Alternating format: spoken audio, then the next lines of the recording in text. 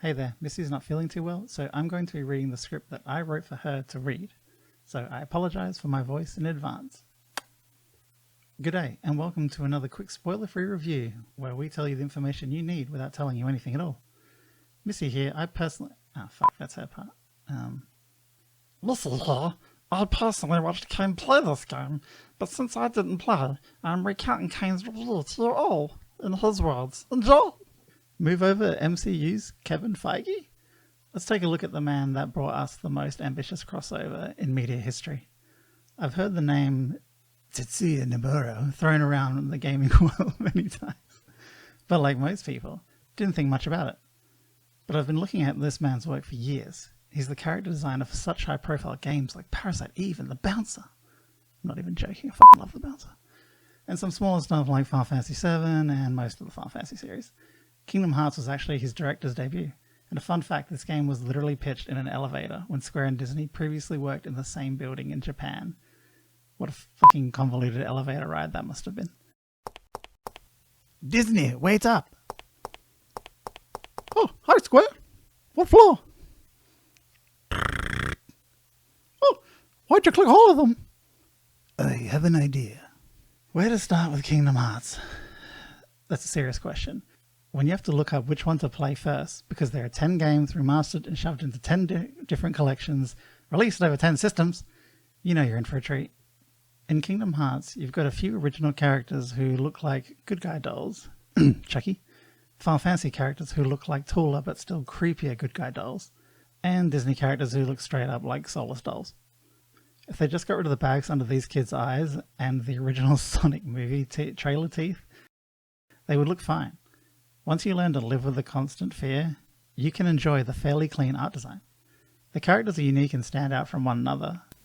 Some of the animations are pretty impressive for the time, especially the bigger boss fights and the cutscenes. Beautiful. But like older games, the transitions can be just like the voice acting and audio sometimes. It's stunted, jarring, and can make you feel like your brain is skipping a beat. Though it is impressive that they got some of the original voice actors to reprise their roles and some smaller star power, what's really impressive is they got the Phantom himself, Mr. Billy Zane. Yeah! All right, gentlemen, nobody...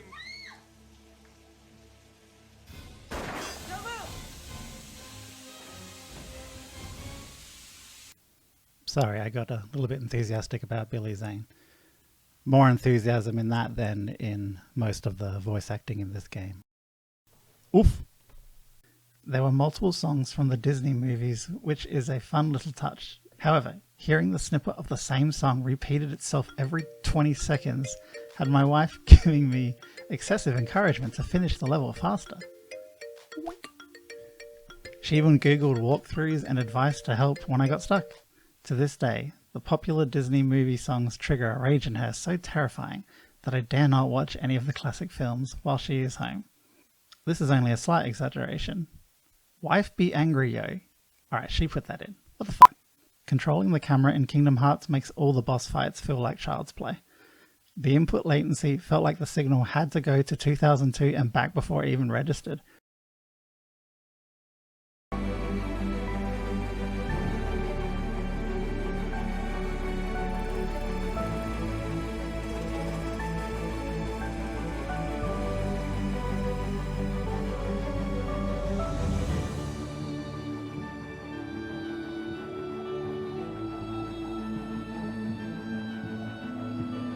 Which is fine for a turn-based game, but this game has a turn-based hub with real-time action.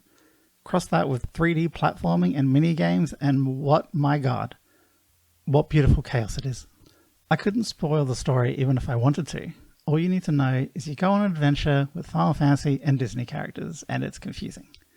If that isn't enough to get you interested, I don't know what is.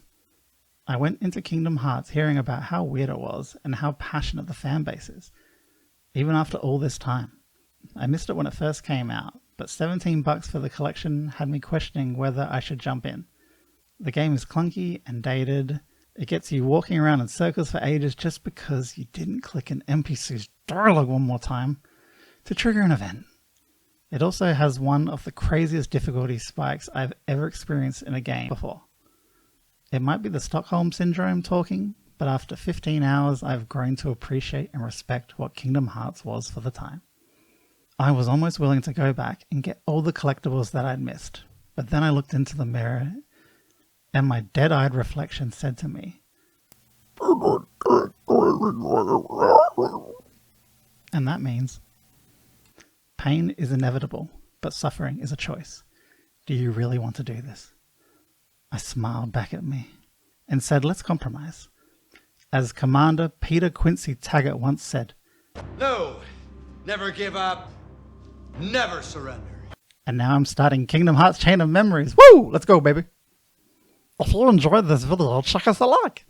Sub and give us some feedback. We like to be told what to do, Daddy. Wink. Until next time, catch ya.